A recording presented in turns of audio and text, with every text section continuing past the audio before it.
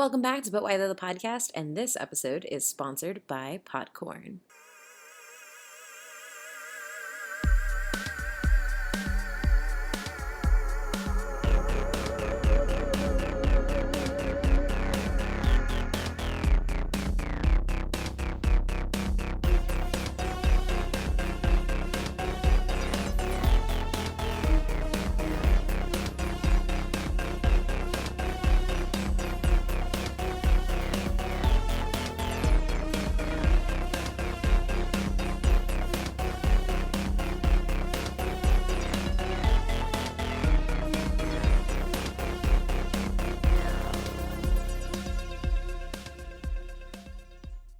Welcome back to But Why the Podcast, and today we're gonna rip and tear through Doom. As always, I'm your host Kate. I'm here with Adrian. Hey, how's it going? And Matt. Hello. And Matt is gonna be taking us into hell and slaying some demons and doing some things. I didn't know we were going to hell on this episode. Okay. Well, technically. So yes, I get to lead us through Doom. It feels weird because I feel like I haven't led an episode in a while, despite everything. I don't think you have. It's been weird. Obviously, I have all my stuff coming, so don't worry. Or maybe we should be worried. Yeah. I don't know if he's had these notes done for like a month. Yeah. So he's been ready. And I gotta remember we did it. So I guess our introduction question, as we always do, I'm gonna put I put have you played Doom? And I guess the better question is have you played anything recently? I haven't played anything recently. I mean, Doom was one of the first games that we had on our old school Windows 95 PC, and that and Duke Nukem. But I haven't played a Doom in forever. I know not the one that's Doom Eternal, but the one before that is supposed to be amazing. But I don't know. Yeah, no, I haven't played anything recent. But I'll probably play Doom Eternal because it looks super cool. But it's been a while. I've fiddle farted around in Doom 2016. I haven't played the whole thing. Just kind of messed with it.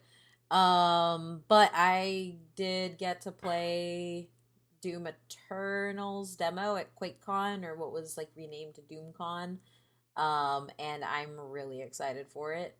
So I guess that's my most recent Doom, but I grew up, my cousin really loved Duke Nukem and Doom, so those were kind of my some of my early games that I would watch him play, and then eventually I would be able to play myself. And the one thing I do know is I was working at GameStop when Duke Nukem Forever came out, which was their revival, and it was awful, and people hated it.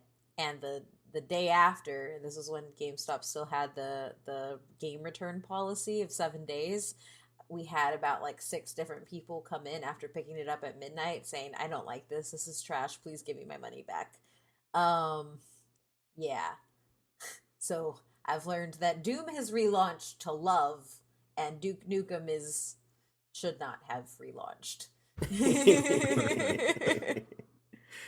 So obviously, Adrian, I played some of the earlier ones for sure back in PC days of the 90s, which is gonna be this whole episode's gonna feel like a giant nostalgia trip for a while there. I played obviously like Kate. I fiddled around and played Doom 2016, but obviously just never had time and did everything. It's been a long 2 to 4 years at this point. Everything just blends together.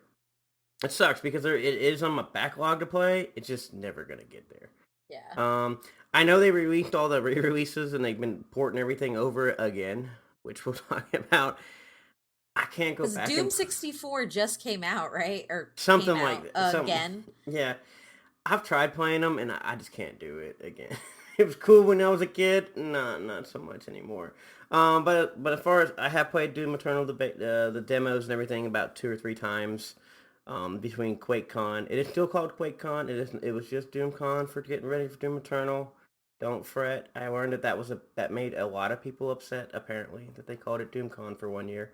But no, and then obviously PAX West, I played it again, and then kind of as we've gone, I think the beta at this point just going to be so good and whatnot else. And obviously we're doing this episode in preparation, because I believe the release of Doom Eternal will be, I think, 2 days after the release of this episode. Mm-hmm. So yeah. So I guess we'll get into the background. As usual, the franchise began back in 1993. So it is almost Kate and Adrian years old. It's right in between. Yeah. This is me. This is me years old, depending on what month it came out.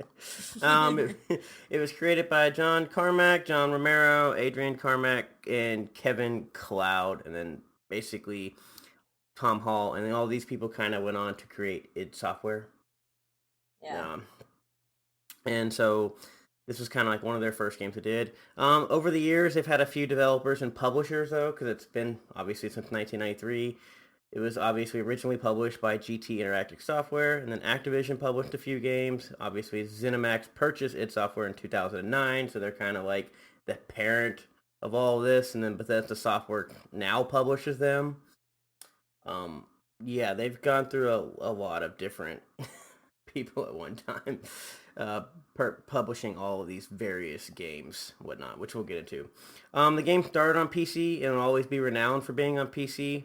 But obviously, as we've kind of mentioned, they've been porting everything over throughout the different console generations.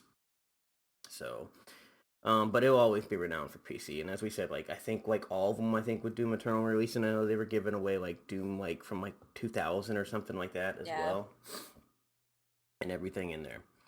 For those of you that have never played Doom or ever heard of Doom or anything, I guess a little quick synopsis. You play as, I'm going to do bunny quotes for all these because it's had a bunch of various names. Doom Marine, Doom Guy, Slayer.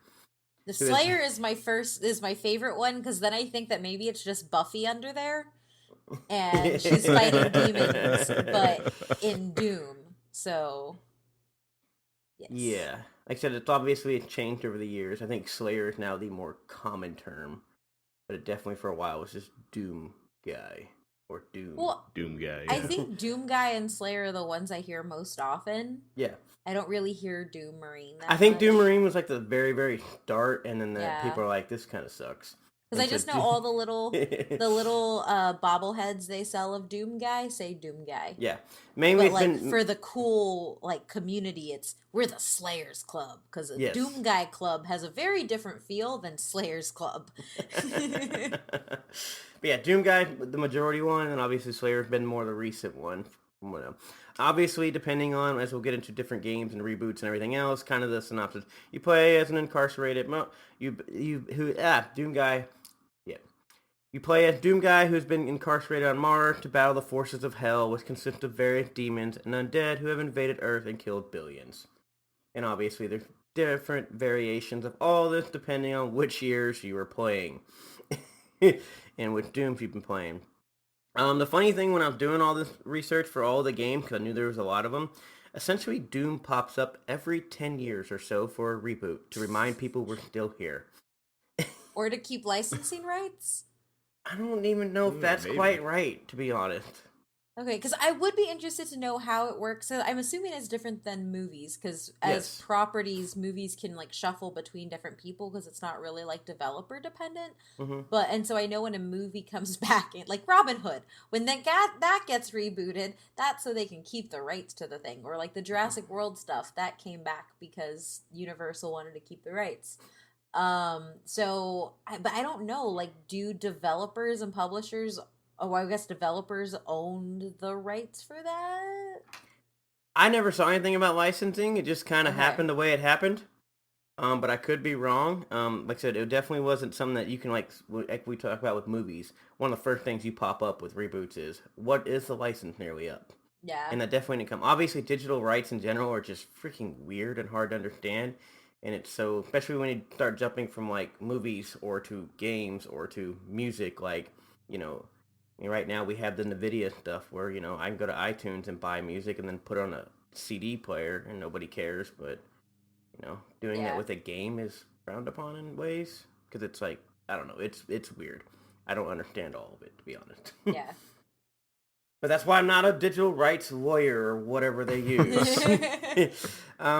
Matt can give you science information, not a law information. I mean, I can do a lot of HR law information, but that's for a different reason.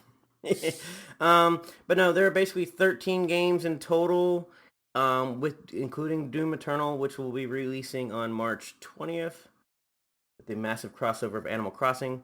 And it consists of like essentially, as I said, 13 kind of. They have like 9 like main games with 3 mobile games and a VR game.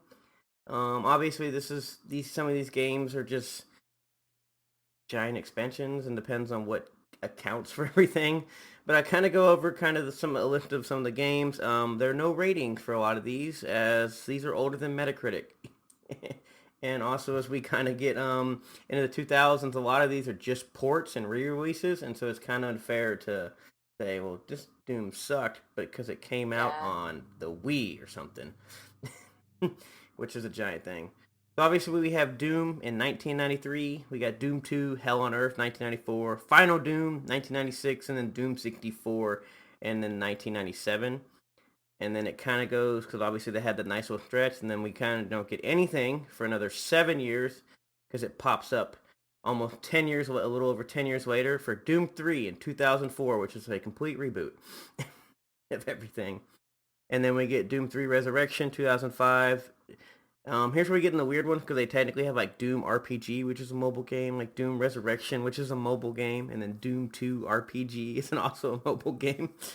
And then we get like Doom 3, the BFG edition, re-release of Doom 3, and then you have like Doom 2016, which is basically another reboot, because we kind of didn't do much, because all that stuff kind of took place in like 2005, 2006 area, and then we wait again for another almost 10 years, about 12 years for Doom 2016.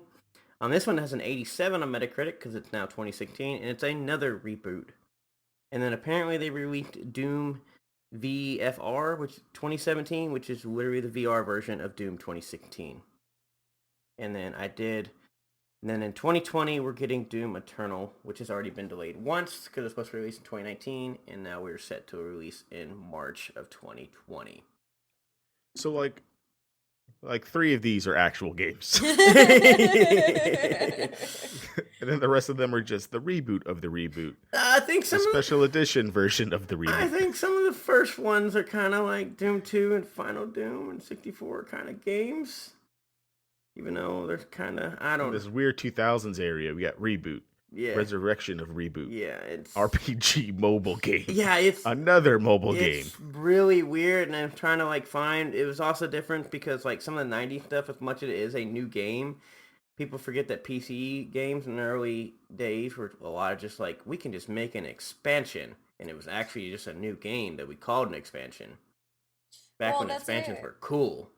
Well, the other thing too is like in the early 2000s, so like between 2001 and 2007, Resident Evil has like some of its worst years as a game because it's just nothing but re-releases and like Resident Evil title .2, Resident Evil title .13. Like it's I feel like this is a trend with a lot of games where like you get like maybe 3 actual new games and the other ones like could have just been expansions. Yeah. Or could have like or were just re-releases onto a new platform. Yeah. And I'm pretty sure Doom 1 and Doom 2 are definitely 2 different games. They're continuation. Because I just do wonder how many games, especially that started in the 90s, end up going that route when they like make a franchise. Yeah, I mean, I think it's also like we're just learning stuff.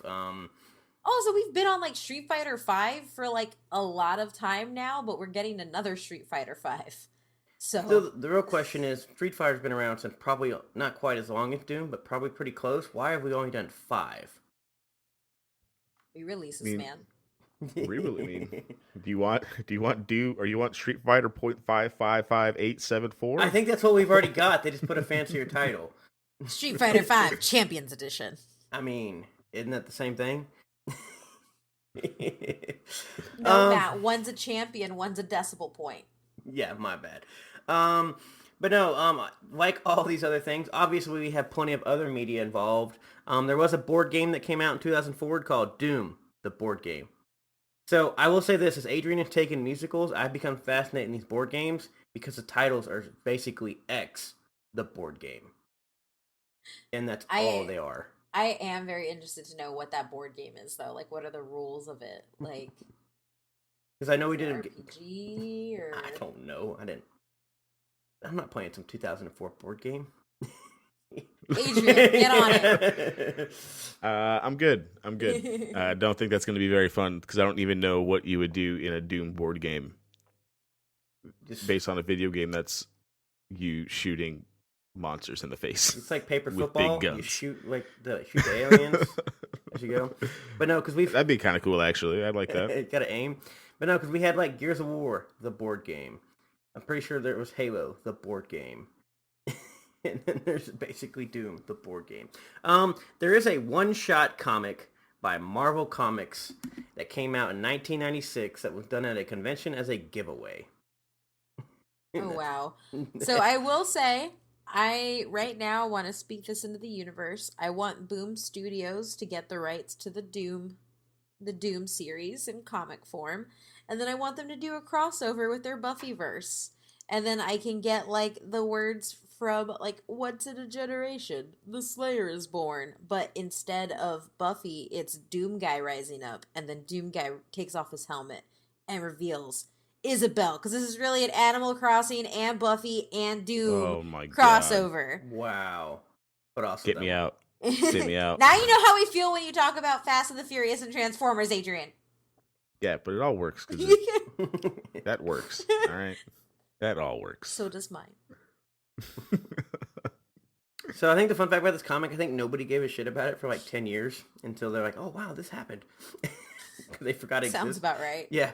There are 2 movies. Apparently only 2 despite all of the years. They're Doom 2005 with a 19% on Rotten Tomatoes and a 34 off audience score. It's above your 15% rule. Starring The Rock, and this movie is also awful. It's fun. I liked it. I had fun. Adrian? I really enjoy this movie. Oh my God. Especially It's because this fun. is the first time you get that first camera action or that first person shooter like camera shot, which I thought was really cool. Yeah, I really like that scene.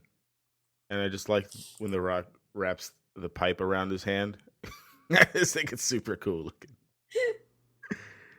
Also, It's good. The It's Rock good, Matt. looks so young. I just pulled up pictures. And I'm like, oh, now that The Rock is like aged, but like he just looks very young here. I mean, that movie not is as 15 years jacked. old. Yeah, Movie is 15. but like Well, he doesn't have anything to do now but just work out. He's got Yeah. all his money. He just sits around and works out all day. Doom Rock is not as jacked as Rock. Yeah. Doom Current Rock is like Rock. coming off of like his WWE career Rock. So he's not quite, like Matt said, working out at 4 a.m. every single day just because he can. But also Carl Urban's not bad in this movie. He does stuff. Carl Urban's fun in this movie. I also just like Yeah. Carl Urban. Me too. Awesome. Then It's good, Matt. You just need to admit that it's good. No, I will not. And You can admit that it's trash, but that it's fun trash. It's trash that you like to play in every now and again. No. there's But don't worry. there's pseudoscience stuff going on. They did the Master Pancake Theater at QuakeCon last year, where they played it in the middle of like the I think it was like the LAN area or something, and so they put Doom on the screen, and then they just let the entire audience just roast it the entire time, and I'm like, yo, Bethesda, that's actually kind of funny. But it doesn't matter because apparently in 2019, another movie released called Doom Annihilation. And apparently this movie has a 60% on Rotten Tomatoes and a 16% audience score. And I attempted to watch this movie. A 60%? Like critics gave this a 60%? I will get into it because I've read a little bit because I knew this episode was coming and just everything. I attempted to watch this movie. It's kind of... The problem with this movie is mainly the Doom Slayer does not exist, or Doom Guy does not exist in this movie. So essentially they made... the first line of the trailer is Doom Slayers wanted. Yeah. So they revolved this movie around a bunch of unknown people, and they're a bunch of Marines, and that's about it. And they do a bunch of Easter eggs. They have a BFG, I'm looking at it. Oh yeah, they throw in a bunch of Easter eggs and like cool little stuff, but there's no Doom Guy. Apparently the movie, if you take away Doom, is not the worst thing in the world, but the problem is everybody wanted Doom Guy. Instead, they gave us some random chick lead that I have no idea. And she wasn't Yeah. bad, because like I said, I tried watching it, it wasn't bad, but after, like I said, after about like 45 minutes in, you're kind of like, but where's Doom guy? The only Also, chick I want as Doom Guy is Buffy. so it was just really weird. Like I said, it wasn't horrible, but it is one of those, if you do follow Doom and everything, like I said, as the movie progresses and you keep thinking it's going to happen, and then you realize, is he not in the movie? Like I said, I did end up reading about this because I was like, what the hell? And apparently that was one of the largest complaints and why the audience hated this movie for the most part. Obviously, they don't know. I mean, id Software kind of just gave them the license, and they said we did not do Yeah. anything on this movie. But yeah, It sounds a lot like Final Fantasy Spirits Within. Like, Final Fantasy Spirits Within is a good movie, but it's not Final Fantasy. yeah, And a lot of people were very confused after they watched it. yes. So I was getting very confused when I attempted to do this, and I didn't make it all the way through. If you watched and liked it, sure, but also there's like no Doom. Apparently, it was reported by the director that the Doom guy is kind of a very side character. That if you pay close attention, you might realize who it is. Oh my god, I don't like that. I don't But like I'm that like, at all. have you Just say never? you didn't do it. But I'm also like, have you ever seen Doom? Doom is literally focused around Doom guy, and it has, and that's the way they did it, and that's the way they created the game, which we've heard the people who said all that, their focus, which I'll get into later. But anyway, to get more stuff, there are two book series, or excuse me, they're books, two series of novels based on the games, one in 1995-96, and then one from 2008-2009. They're basically, they start with kind of, they do the reboot type stuff. The first series is 4 books written by, I can't even say that. Hugh is I know the there's last name of one. somebody, Mr. Hugh and Brad, Mr. Lineweaver. Lena Weaver. There you go. Anyways, basically these follow the kind of the books and stuff. But basically, there are 4 books: Knee Deep in the Dead, Hell on Earth, Infernal Sky, and Endgame.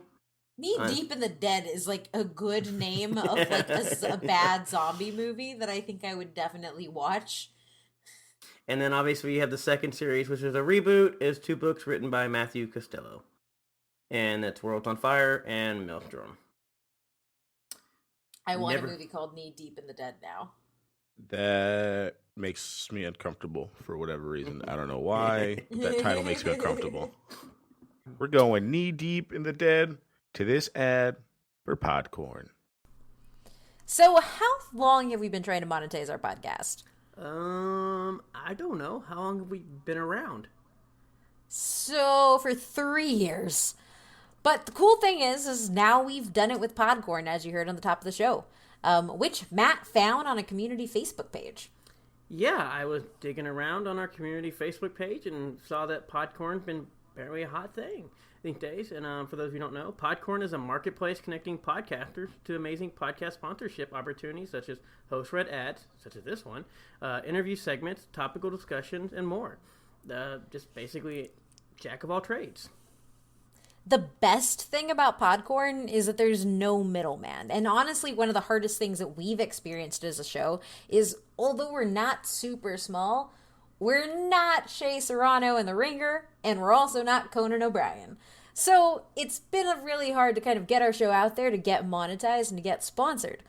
But the cool thing is podcasters of all sizes can browse and choose opportunities right on Podcorn's platform. They can also set their own rates and collaborate with brands directly without any exclusivities. Unlike the other places where we just kind of place things and wait for hopefully somebody reaches out. But with Podcorn, we can just reach out directly. So wait, after 3 years, it's that easy? We spent all this time, and it's been that easy? Yeah, we went in and wrote a pitch, and I even got the chance to add a voice recording so they could get to know us, get to know how I talk, and kind of hear us out. Yeah, what I like is that you never give up any of the rights to your podcast, and Podcorn's here to support you at every step and ensure you're protected and compensated for the work that you do for brands. The cool thing is that the marketplace's mission is to give podcasters transparency, creative freedom, and full control over how and when they choose to monetize. So if you're working on moving your podcast game up, make sure you head to podcorn.com and make your account today and get started. Click the link in our show notes to sign up for Podcorn and start browsing all of your sponsorship opportunities. All right, so let's get into these but why those as usual. And since this was a mad episode, that means the first one means successful franchise because that's all that matters to do all these things because green rules the world. It is a franchise that's been around for 25 plus years and still going. They're still making games. They've sold over 10 million units. Here's a fun part when I'm trying to do this, which one is always a fun part with any video game is trying to figure out how many copies of any game has ever sold. And what you realize is when you go back farther and farther, it gets harder and harder. To find I don't even know what the exact number. That's just kind of like what they have for the count. Not only including the fact that like it's a PC game, and anybody that's ever owned a PC knows you can, especially back in the day, you could make a lot of free PC games. They were part of one of the first companies, I believe, that was part of shareware, and it's an estimated over 15 plus million copies sold from just shareware alone, or not sold, but within the shareware alone. Yeah. And then shareware was basically where they kind of gave you like a preview, kind of like almost EA early access thing, where they gave you like a good portion of the game to play for free to kind of like test it out in hopes that you would then buy the game or then buy the franchise. And it was kind of very popular in the 90s with a lot of PC games. And so, you know, when you could get 70% of the game for free, why would you want to buy the additional 30% of the game? Adrian, did you ever do any PC games type stuff with shareware, other games? I did not do stuff with shareware. My uncle may or may not have been one of those people who, once he got the games, it meant that I got the games for whatever reason. Yes. I'm not saying how, but for some reason I had these games too. But I think you're right with like the unit thing. Even when I was looking at the Half-Life episode, which comes out, you know, a little bit after Doom, even that, trying to find numbers for Half-Life, they had like numbers from like 2008. Yeah. And that was it. So it's hard to find those numbers. So 10 million units is pretty good, especially for, I said that's just 10 million what they've counted. They've been estimated to easily another plus 15 million, if not more. And then obviously for every Adrian's uncle, there's an Adrian that's not counted. Exactly, right? So it's probably double or triple it. Probably. Yeah. Obviously, it was critically acclaimed, especially the first Doom in 1993. The Doom games have won multiple Game of Years awards. It was nominated for Game of the Year as recently as Doom 2016. So that's how good that game was. It's won multiple other awards throughout the years. Doom 1993. It's on so many lists for best game of all time, most influential game of all time, imitated game of all time, most innovative game of all time. Basically, if there's an all-time list of any type of thing, Doom will most likely be on there. Yeah. So I guess kind of going from there into kind of like this gameplay, since we did say it was such a great game and like why it was such a great game. The gameplay, starting with like Doom 1993, because we're kind of like, that's kind of like the starting launching point of this. We have, it's a first-person shooter. Before there was a such thing as first-person shooters. Doom is considered basically one of the pioneers of 3D shooters, more specifically first-person shooter. But the funny thing is Doom isn't the first. That title technically belongs to another id Software game or franchise called Wolfenstein 3D, which came out in 1992, 1 year before. And the funny thing about Wolfenstein 3D is they made that game and then made a prequel, like I think it's 1993 after that, and then they don't touch that franchise for 20 years. And so people forget that that thing exists sometimes. But now they make one every year, apparently. So I do think that it's one of those, at least like one of the things that I realized as we go through and cover all these topics, is that sometimes you don't have to be the first, you just have to be the best. Well, the thing is, I don't even know if it was technically, like, the best, but it was definitely, like, they made some improvements. They don't call things Wolfenstein clones. Yeah, because Wolfenstein went and then didn't do anything for 20 years. Exactly. But, yeah. Get a thing named after you. Well, I mean, it's the different. Like, do you want to shoot giant demons or you want to shoot a bunch of Nazis? It's basically like, yeah, pretty much. What is more fun? A BFG or like a little pistol? Which kind of, as you said, Kate said, the best thing of like they have the Doom engine, which we've kind of, I think we talked about in the Half-Life. No, we talked about the Quake engine, which we'll get to there. But obviously we have a Doom engine before then we get a Quake engine before we get a Half-Life who took all of that. Yeah. um, Again, you don't have to be the first. but this Doom engine basically, like as we talked about, is innovative and revolutionary. It basically took a 3D space and projected it onto a 2D floor plan, and then it was basically a leap ahead of the 3D Wolfenstein 3D engine. So therefore, Kate, there you go. It was definitely better, but they were still like creating all this stuff, which is it was fascinating doing all this research and stuff because this is like early 90s. Like essentially, this is id Software. Like they're like we're gonna make a company, and you know what? Their first two games are basically renowned in history of like gaming for how well, Yeah. not just like how good they are, but just for the technology of alone of what they did. So Yeah. as far as the Doom engine with the 3D space projected on 2D plan, obviously we talk about how you've, for anybody that's obviously played Doom, you kind of move around these rooms and everything else and stuff floating, but if you notice everything outside of you is technically 2D. Yeah, that was one of like the and I don't even know if I noticed it when I played and watched the game get played when I was younger, but now when I see it played, that's the first thing. And not now, but like probably like maybe 10 years ago or whatever. That was when I first realized that you are 3D and your space is 3D, but everything else is 2D, but it's still 3D. It's really interesting. It's a very unique perspective at like from a player's point of view. And is also like at least in my opinion dealing with two types of dimension in one game I think is also what helps it stand out from other things. Um yeah. Yeah. How much of that is like designer choice and the other part of it just being like it's 1993? That's fair. Yeah. Well, yeah, no, that is fair because the first Tomb Raider comes out around that time. It's also 3D with 2D. Yeah. Doom Engine can only handle so much. These had computers that were size of the rooms. I Which don't know got if anybody's Yeah, it is. ever made any wallpaper like that where they've just like wallpapered an entire library in their room, but it's just 2D art. Like I mean, That would be pixelated. jarring. I don't know if I could do that to be honest. That would trip me out. I would lose my mind. Yeah. I just want my room I to would... look like Lara Croft's mansion. That's all I'm saying. You're just gonna walk into walls the whole time. You're gonna get I thrown in a refrigerator, Matt. Is what I'm hearing here. Kind of going in there. Obviously, what made Doom popular too was the multiplayer, because obviously it started out as normal deathmatch, and guess what we had back then that people don't realize? You could play PC via network with these giant cords, and so apparently everybody played deathmatch became a very popular thing.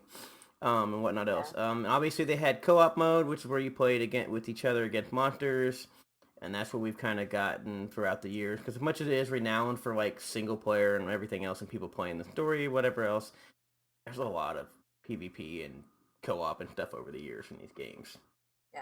which kind of lead to like the Doom Eternal, where they basically introduced battle mode, which is going to be the new one. Which I guess I'll let Kate talk about since you wrote about it when we were at QuakeCon when they I'm announced so it. excited for it.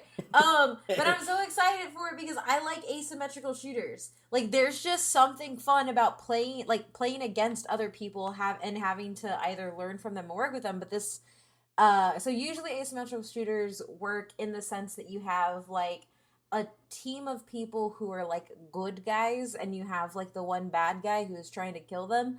Um Battle mode essentially inverts that where you get to play as different demons while Doom Guy goes around and you have to essentially kill Doom Guy. It's really really fun because like you get the cooperative play, but then you also like get to kind of get I think the way that they described it was like an extension of the single player experience, not like a pure just like co-op separate, which I thought was really interesting. And then I think where is it? I I gotta think the pull this main up so I thing don't you say had it. with that single player thing was basically if you are a demon, I believe you could spawn other demons. Is that correct? With the other demons Mm. interacting within the space, so it's not just you in the two other people or whatever. It's you versus like the Yes, other and you're like NPCs. essentially controlling like hordes. Yeah, Which I think is really it's gonna be really really fun. I think that like what started in the like Friday the 13th and stuff like that area, like I think we're gonna see a real big rise in asymmetrical shooters doing different things. We're having it with the Resident Evil 3 remake and their asymmetrical mode. And then I think battle mode is going to be extremely fun because you'll have to learn how each demon operates so that way you know how you can take down the Doom guy as well as what you can control. But as the Doom guy, you have like I just like mechanics that means you have to choose how you fight something versus going at it all with one thing.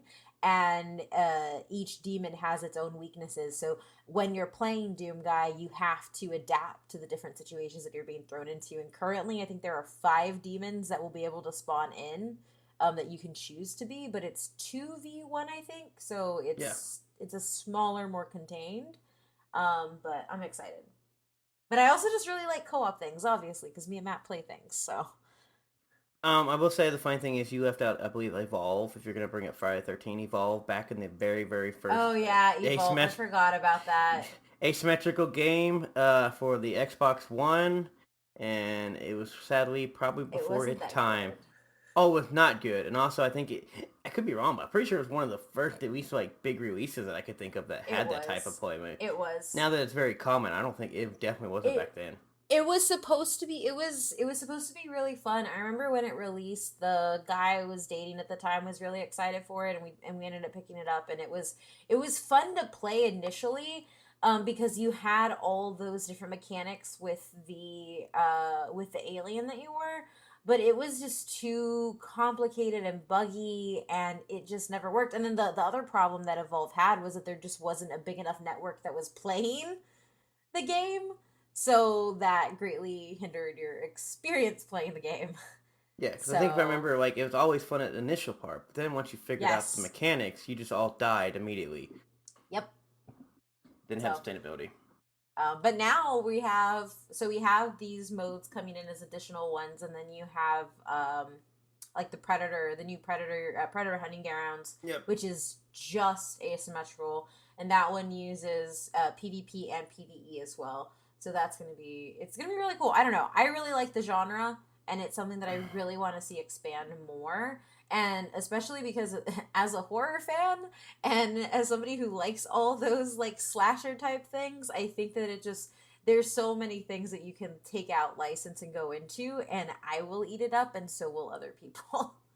So yeah. I like just the NPC part of the extensions of a lot of these components that's being added just because like Friday 13th was fun, but it relies on the fact that all 8 people have to actually want to play the game.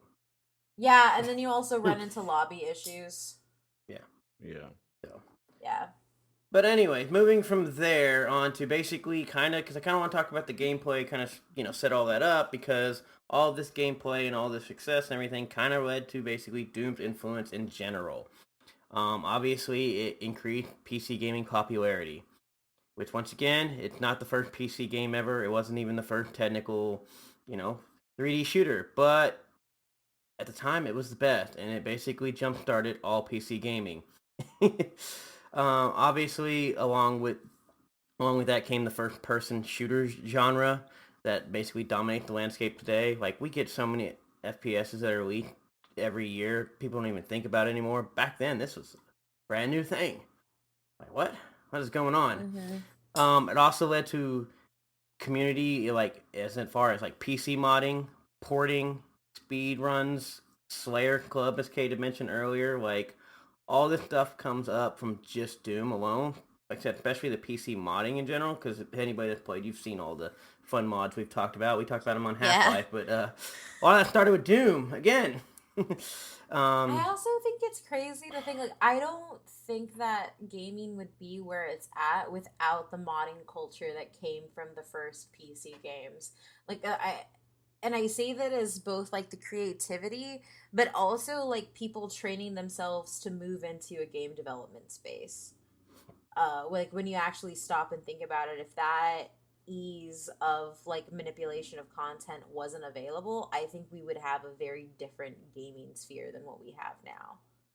Probably. I mean, I'm not going to disagree with that for sure. Like if it had just been like consoles and only consoles and PCs never developed to do any of these things, I think it would look very different. Yeah.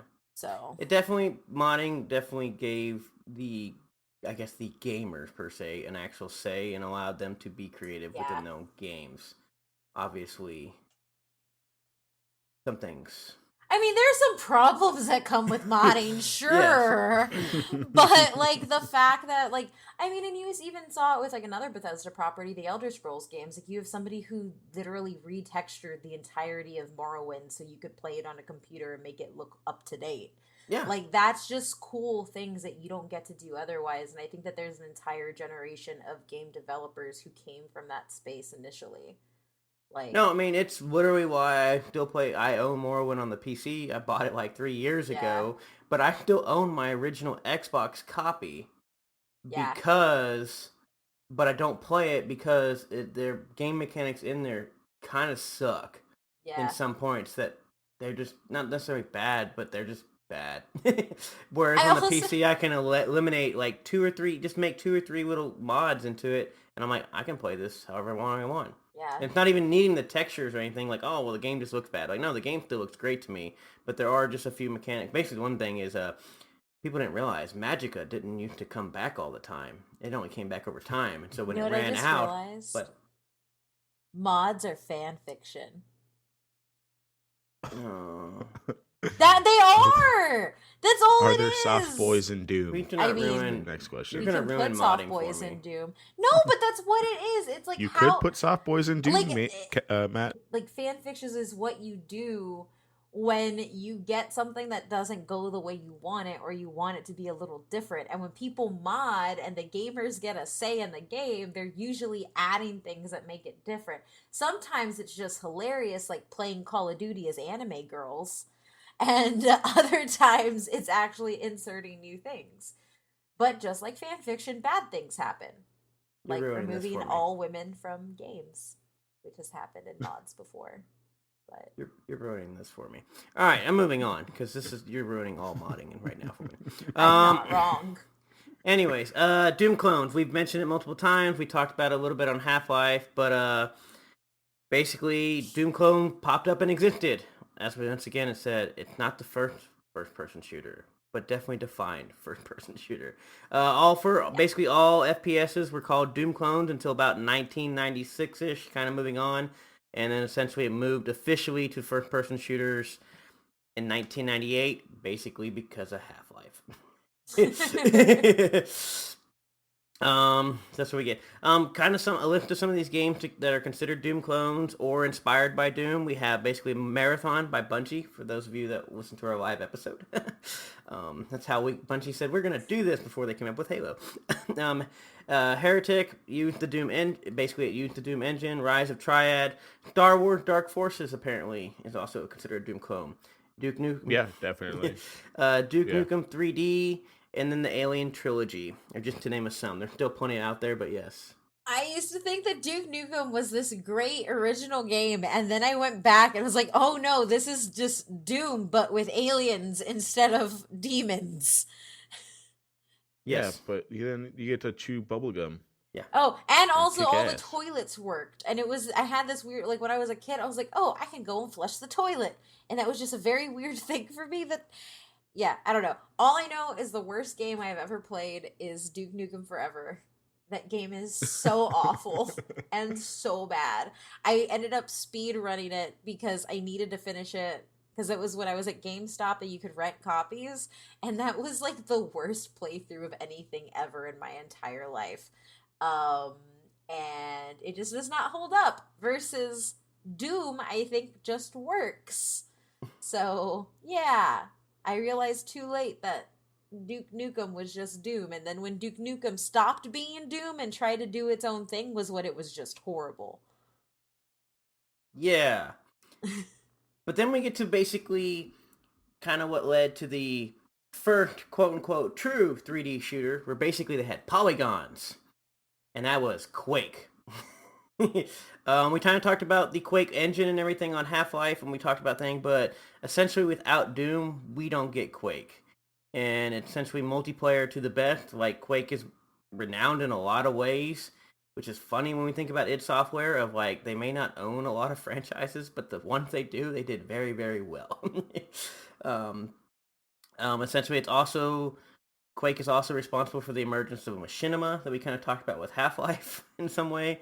And as much as Quake seems to be an afterthought in today's market, Quake was very revolutionary. I just want to bring up, I played Quake a little bit and whatever, as we kind of mentioned in the other episode, but like Quake, sadly, between Doom and then Half-Life and all these other games, Quake comes in and develops, like they said, the first true 3D shooter. You don't just have the 2D like background stuff. You have essentially polygons and other stuff, and it just happens to get lost. Like it's funny because we talked about the beginning QuakeCon to DoomCon. QuakeCon is named after Quake because everybody played multiplayer together. They still have giant championships of Quake.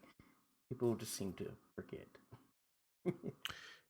Yeah, I mean, even back when, because we were talking about like the LAN parties and stuff. I mean, the first LAN party that I ever went to, they primarily played Counter Strike 1.6 because it's, you know, what probably like 2002, 2001.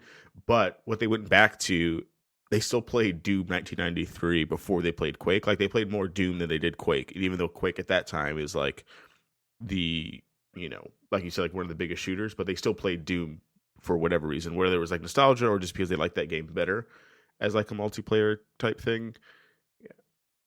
Yeah, It's a, Doom underrated in this like Quake argument. oh no, Not even argument, but like no, it's just fascinating because, like I said, when it comes to like actual like true like multiplayer, because obviously we have like the single player you get from Doom a lot, and obviously that people didn't play the multiplayer. But when it comes to like multiplayer, especially at this time, and I guess we wanted to even go to esports in general, like it's Quake. yeah, But it just yeah. seems to get So forgotten you have a lot. yeah, it's kind of crazy, right? You have Doom, Quake, and then like Half-Life all, improve the FPS genre, and then you get Halo.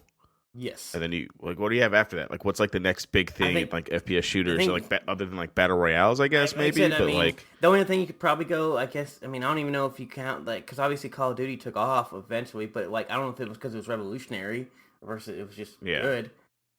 So I don't know, but yeah, like so basically, Doom is revolutionary. Quake tends up being revolutionary, and then Half-Life becomes revolutionary. Now I just feel like I'm saying revolutionary the whole damn time, but it's funny because you had this '90s where it's just breakthrough after breakthrough after breakthrough in But pushing also, it was like actual nothing tech. was developed at that Well, point. that's what I'm saying. Like it's just breakthrough because it's developing in technology and everything else. So we're getting these breakthroughs, and so, but it Mhm. is just crazy between like it owning 3 of those 4, if you include Wolfenstein, which is the first.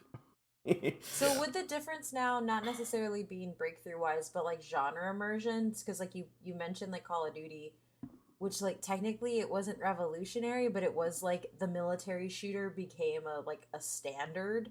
So it was less yeah. like it revolutionized first person shooters or technology, and more so like it defined what a military shooter was.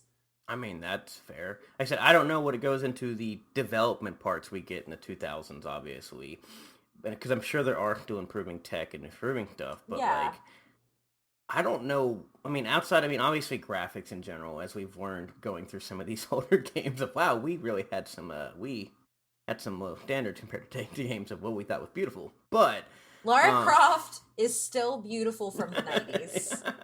She's gorgeous. yeah, her Her beautiful and her polygons. her hexagon head and triangles. But no, it is like I said. I don't. Like I said, obviously, I'm not a dev, so I can't speak from that. But it is weird to see, like I said, from this point, looking at this, as much as this is Doom and doing everything else, this whole time frame is based on the fact of just growing an entire like technology in general Yeah. of what we're doing with things. And Yeah. it's just fascinating to see because like I said, not that we aren't getting better games per se, like our Call of Duty and stuff. Like you can argue that, but like I just don't know how much we're pushing the bar anymore, which we've talked about before in other technology and stuff, and Yeah. like even sciences. It's not some. I mean, it's not that we're not pushing the bar, but like the gaps are not. We're not taking leaps anymore. You're taking maybe like steps. So there's still It being seems improvements, but you just don't make me. From a technical level, you could see it or you know it, but from a other like outside perspective, you may not quite it see it. seems more mechanics based now versus actual like engine based, because like I mean the majority of people are still using the same engines. Like we really haven't had any like great strides made in the engines that things are developed on a lot. I mean it's the reason Epic was able to tell PUBG to quit it. Like we just don't have like the engine diversity or the engine push, but we what we are seeing now, we're seeing more like how people play with level balancing and mechanics and that kind of piece. But because I mean, like an asymmetrical shooter is all mechanics. That's the only thing that's really different. And it's the same thing when you look at like the new Modern Warfare that came out. Like that's just all mechanics based.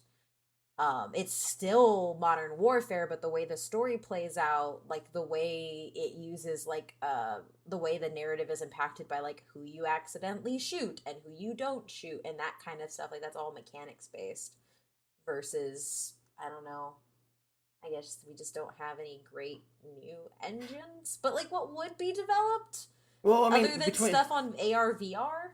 well, between that, doing, I mean, obviously, I mean, could we actually develop? Because if you do already have a good engine in general, but trying to, also, I think just cost and time. Like a lot of the stuff is beginning, like you said, there's nothing else out there. Versus now, if you're going to spend what 3 years developing an engine, that's 3 years that like you're probably making no money. Yeah. Because what And it's like what the main engines are what like Frost and Unreal.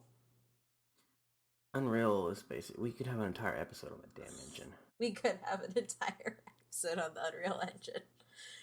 But yeah, I mean, I'm sure there's been improvement to the engine, but I mean, I guess it's. I mean, we could probably go and talk about this for days, just in general. Of like, we're not going to try to reinvent the wheel, but the problem we do have with a lot of stuff we have, and just in life in general, if we just don't want to actually. Not that we don't want to, but why would we? Kind of like you talk about the steam engine and the gasoline engine. Yeah. It's a terrible thing. It's great technology for what it was, but all we've done on improving it, but overall we know it's terrible.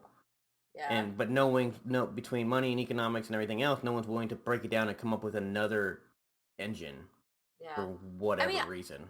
I'm just hoping because hardware has caught up on all fronts. I mean, except for Nintendo, but Nintendo doesn't really have to keep up with anybody. Yeah, Nintendo's getting your money no matter what. But like when you look at like the other two main consoles, like they're catching up and pushing towards PC, and then the hardware respectively against each other is pretty much the same now. Like if you're not doing a hardware progression, then you're gonna have to do something else, which I know like we talk about cloud, but I would assume that like even like engine development has to take the forefront again to like make something different, at least in my opinion, because you have to keep an upper edge on something, and that's like regardless of console platform, like that kind of stuff. Like I do think that these companies are gonna have to start investing in something that is gonna set them apart, and engine development's the only thing that I could see that, even just from a financial standpoint, because as Epic showed, if you own the engine, you can do things. Well, instead of developing a new engine, now we're just going to fight over rights. Well, that's what I'm saying though. Would you rather go into a rights battle or develop a brand new? I mean, go into. Engine? I feel like we already are in a rights battle. I think we've been for a while. I'm talking about just from we have been, but Yeah, I'm just saying like, from a company perspective, so that you don't have to do that with any new title that you're doing. You might as well just push forward and develop your own engine. Then you maintain all propriety pieces from it. I don't know. Yeah. I mean, it's it. You'd have to look at all the factors of stuff. Like if I could pay 10 grand for some rights, but versus 10 mil for an engine that I'm not sure it's gonna work. Like I also don't know as much about engines, so I don't know why. I said I don't either. I'm not making my own engine and everything else, but it is something that like I'm not you know. nearly smart enough to know the differences. Yeah, that's what I'm saying. I was like, engines. I know that there are differences and there are improvements for sure, and we see it in tons of different fields. The problem, like I said, from here is there's a difference between 1993 to 2005, versus there might not be as much of a difference from 2006 to 2020, even though the time frame probably the same or different. You're just not getting. And for all I know, there could be the same differences, but from an outside perspective of what we're playing, I don't think we get the differences. Or at least be able to see them from a consumer perspective. I don't know. Okay, well, moving on to our next but why though, we've kind of mentioned the Doomslayer. Originally called Doom Guy or Doom Marine, mainly Doom Guy. As I've mentioned before, he has had many names over the years, and more recently Slayer.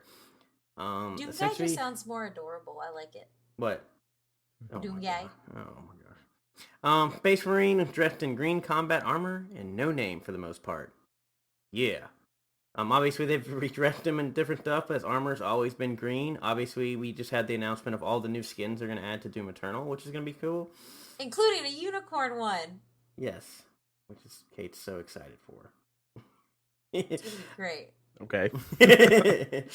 Yeah, it's just Doom guy in armor with a unicorn like onesie on top of his armor. Yeah, it's gonna be so fun. um, in the first Doom, he doesn't really speak really, and there's very little lore. In 2016, Doom 2016, it's unclear if it's the same person or not. It seems to be a different backstory, but it's some sort. But they're kind of the same stuff.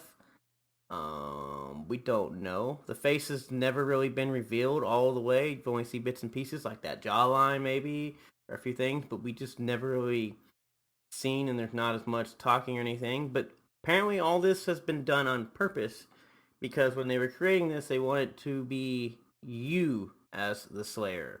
Essentially, they wanted the immersion effect. Essentially, you are the character, and essentially, outside of the green armor, you can be whatever you'd want to be. Like I said, there's really no name. He's had a muddy backstory on purpose, and it's all supposed to represent you, the player. So it could be Buffett All right. or Isabel. Good. All right. I'm wrong. This Doomicorn is pretty baller. Right? Thank you. It's pretty baller looking. I'm not gonna Thank lie. you. That was the best one out of all the ones I just watched. Yep, Definitely. it's good. It makes me happy. There's gonna be so many cosplays, and I want to see them in real I life. can't wait for QuakeCon. It's gonna be so fun. Obviously, like I said, as immersion part, which parts gives, like I said, this is another reason why there's just no defined personality. Everything's vague, including face reveal. It's you. Yeah. You. Stop. Yeah. Without Doom Guy, we don't get Master Chief. Yes. Which is kind of the same premise. Yeah. But yeah. But very popular. Also, it's funny when I was writing this because all I kept thinking about was in Time magazine that did that stupid ass thing, like, you know who the person of the mirror? year? It's you. It's you for Time of the Year, and I was like, I hate you, Time magazine. What if they would have given you like a unicorn mirror? Would that have made it better? Yes. You know, if they'd have said unicorn the person of the year, I'd been okay. But don't tell me you. That was so stupid. You suck, Time magazine, for that. Obviously, we've talked about ripping, tearing, slaying, all this stuff, and obviously with first-person shooters and guns and everything else, you know that means violence.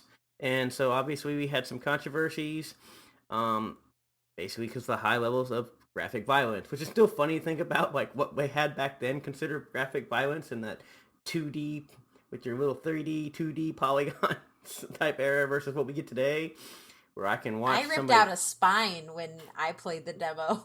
Yeah, yeah. It was dubbed a mass murder simulator by some critics. Oh, the lovely times of 1992 and 1993 and 94. Obviously, But are they wrong though? I mean, that's you're mass murdering demons. it's okay because they're what you're demons doing. and they're from hell. If anything, the fact that Yeah. Christian people were pissed off, they were doing it for the wrong reasons. Yeah, if anything, Wolfenstein is like the worst. Is That's a worse actual version of people. that. Yeah, you're killing actual people. I'm just killing demons who don't exist. Obviously, because we talk about the demons and everything, the satanic imagery, it was definitely hated by all religious organizations. But we're killing them. Why would they be That's what mad? I Isn't that what understand. you want? My cousin that what you had, want? My cousin had a Doom shirt that had the symbol on it, like the hell symbol or whatever, and his mom threw it away, and he got in a lot of trouble because he bought the devil into the house. I'm killing the devil, That's what I've Mom. understood about some of these games. Like some of the other ones, like fine, but like you're actually Dungeons going and out Dragons, to. you're totally channeling Satan and doing magic. Yeah, for this, sure. you're killing them. If anything, yeah, Yeah, you're you can actually befriend the demons in D&D, but in this one, you have to kill them. There's no friendly option. They're coming from hell to take over Earth. I thought the whole purpose of the thing was to stop that and to keep them in hell, but apparently not.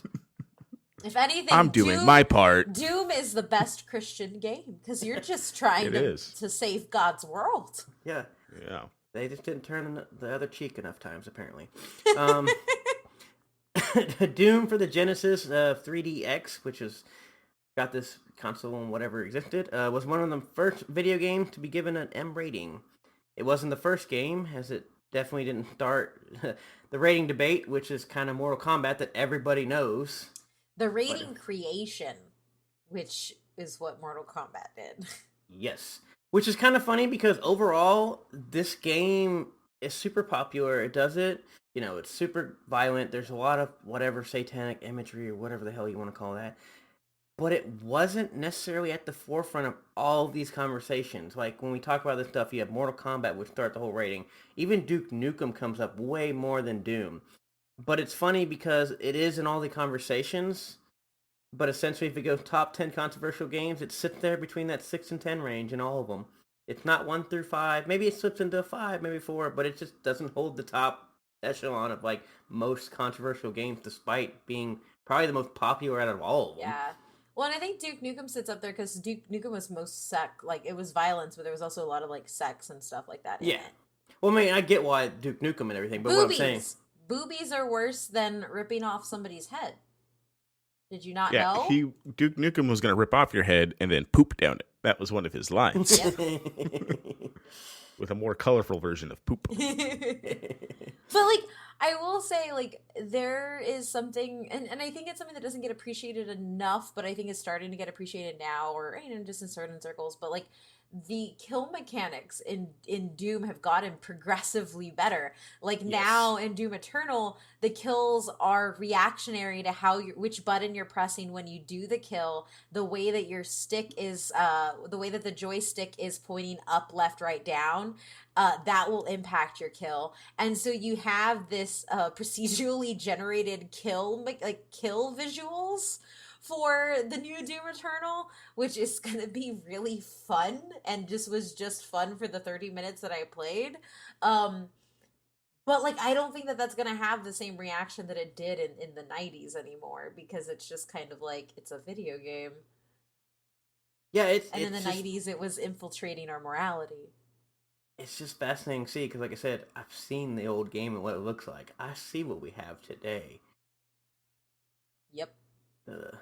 Those 2Ds floating blobs of red, like that's. Well, and I think the other thing that's really interesting too is like I do commend Doom in the same way that like Mortal Kombat has become its fatalities, Doom has become its kills, and they've done it especially like with Doom Eternal, like you have to kill people or kill demons different ways in order to get the right kind of ammo that you need. And it's just, I don't know, I feel like they've kind of really leaned in, but I also feel like, kind of like you said, like they're not, like, I don't remember Doom being too controversial other than the one time my aunt was very, very set that my cousin brought the devil into the house with his Doom shirt. But I did get told I wasn't ever going to be allowed to play Duke Nukem. Like that was my banned game once my mom heard one of his lines. So when I would go to my cousin's, I wasn't allowed to watch him play it. But then he put on Doom instead. And then like Mortal Kombat was another one where like my cousin always did the friendship ending for kids when he would do a fatality. But like I don't know, Doom's controversial, but I feel like it's very different. So I guess I don't know. It's obviously a lot of violence, a lot of stuff. We're used to it now. Maybe we're just all desensitized to the pixelated polygons being destroyed. Who knows? But that's about all I have outside some fun facts. Anybody want anything for some fun? Have anything to say for some fun facts? I just love Doom, and it's fun, and I can't wait for Doom Eternal. That's my final thought. I just want the damn game. Okay. I can't wait to kill Kate in that battle mode. Or team up with Kate to kill Matt in that battle mode. Some fun facts. John Romero has stated he was the original model for the cover box art. So if you want to guess what he looks like, that's who it is. Romero, excuse me. The title was originally called Green and Pissed. What? Oh God! It gets better. It was changed to Doom based on the Tom Cruise quote from Color of the Money, or the Color of Money, where basically they say, "What do you have in the case?" And Tom Cruise goes, "Doom." Oh my God! Everything you love goes back to Tom Cruise, Matt. That's all I'm learning. You can thank Star Wars for Tom Cruise, from Tom Cruise with J.J. Abrams and everything. The Doom Bible does exist. It's like 79 pages long. It has so much information, including all the game designs, characters, backstories, episodes, control panel, etc., etc. And basically, most of it never actually made it into the game. That's so cool. That tracks. Yeah. Like the So, Sonic Bible with 20 different stories of where Sonic could have come from. yeah. Like I said, they kind of put all these backstories and lores, and they said, no, it is you, the Slayer. There's no name. And not so much fun fact, but basically the soundtrack and music obviously was inspired by a lot such a metal band, inspired by metal bands such as Slayer, Megadeth, and it's also been composed by Bobby Prince and kept the tradition today going by Mick Gordon. So obviously, if you listen to Doom soundtrack, essentially you're just listening to like instrumental type versions of composed music inspired by every metal band from the late 80s and early 90s. The fun fact of the fun fact is that Matt is literally one of Mick Gordon's biggest fans on Spotify. Like Spotify quantified it, and Matt is in like the top range of people who have listened to Mick Gordon on Spotify. He's got a lot of good music. Which that was the best part of QuakeCon was they were playing nonstop the Doom soundtrack. It was so good. Yes. I mean, they've just released a video of how they made the new Doom soundtrack, and it looks awesome, and it sounds great. Obviously, along with this, plenty of bands over the years have done tribute to Doom in their songs, which is not surprising. Yeah. Doom, fun fact, Doom was banned in Germany due to the swastika as homage to Wolfenstein 3D. It was later removed so they could play it in Germany. Apparently they had a swastika on one of the things that basically is a homage to Wolfenstein. In Germany said, how dare you, we're banning this. Yeah, they don't... Germany doesn't... For obvious reasons. Germany has very strict laws against the displaying of any of that stuff. Yeah. I think it was part of like a something to do in hell part and whatever else. Obviously, the sound effects from Doom can be found all over pop culture, from Friends to Doctor Who. What? Give me a Doom sound effect, Matt. Gosh damn it. I had all this when I did this notes like a month ago. Yeah. So essentially, like I said, basically a lot of the sound effects, basically you hear, especially the elevator noises and some random other like stuff put together, is definitely found in a lot of like basically movies and other types of stuff. All the doors effects and everything else. That's cool. Yeah. I'm trying to see. Just do your final fun fact. I know, I was reading, I was making sure to think. Yeah. But anyways, so yeah, a lot of the sound effects we hear in a lot of other things, it's definitely found all over the place, came from Doom. And then, obviously, the most funnest of fun facts, which I found fascinating, was it was so popular that 2 university networks were crashed due to excess amount of bandwidth, essentially, or whatever, playing Doom in 1993. It all makes sense as to why I wasn't allowed to connect to the internet from my console in college. Yeah, so essentially, back in the day, universities ran off these giant networks, what they still do, and so many people played Doom, and you, as we mentioned earlier, you did through networking and everything, and they played them in the dorms, and they essentially crashed their entire 1 kilobyte internet. That's funny. Tell me, man, those LAN parties were popping. Yes, they were. But no, that is basically all the fun facts I had. Obviously, anybody else have any other final thoughts or anything before we get out of here? I'm just very excited. That's it. That's my fun fact. Give me Doom.